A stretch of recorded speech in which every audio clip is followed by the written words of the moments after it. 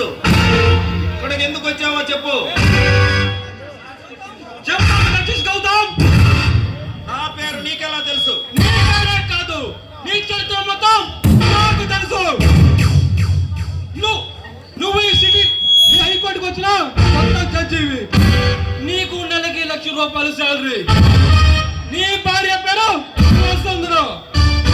నీకు 2 పిల్లలు. వాళ్ళు 2 హై స్కూల్లో చదువుతున్నారు.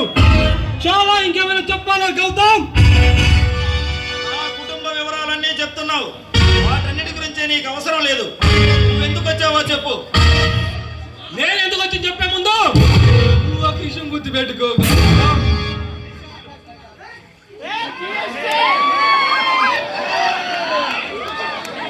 అధికార పార్టీ పడగొట్టాలన్నా,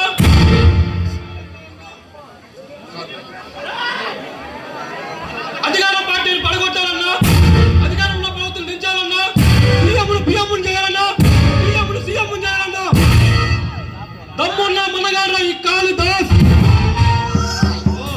ఐసి, మరి నువ్వు ఇక్కడికి ఎందుకు వచ్చావో సూటిగా చెప్పు. గౌతమ్, మొన్న రాత్రి నల్ల అడవుల్లో 4 లారీలను ఇన్స్పెక్టర్ సూర్య అంటే నీ బామర్ది ఇన్స్పెక్టర్ తెలుసో తెలియక ఆయుష్ మాత్రేసేదానికి అక్కడి నుంచి వెళ్ళిపోయాడు.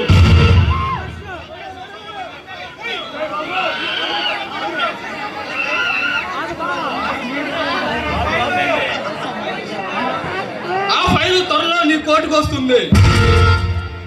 అందుకని నీ బాబాజీ తెలిసి జరిగిన తప్పుని సరిదిద్దానికి అవుతాం. ఆపరా, అంతకు మించి ఇంకొక మాట మాట్లాడావంటే నీ నాలుక చీలుస్తా. గౌతమ్, గౌతమ్నే గౌతమ్ని న్యాయం అంటే ఏమనుకుంటున్నారా? బజార్లో దొరికే సరుకు అనుకుంటున్నారా? మీరు డబ్బులు ఇచ్చి కొనుక్కోవడానికి మీ దృష్టిలో న్యాయమూర్తి అంటే ఏమనుకుంటున్నారు? మీ దగ్గర పనిచేసే కిరాయి కొండ అనుకున్నారా? మీరు ఇలాంటివన్నీ చేసినా మేము చెప్పే తీర్పులో ఎటువంటి తీర్పు మార్పడదు.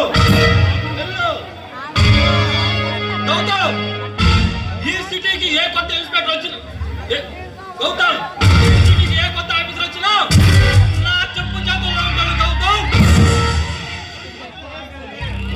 మిస్టర్ కాళిదాస్,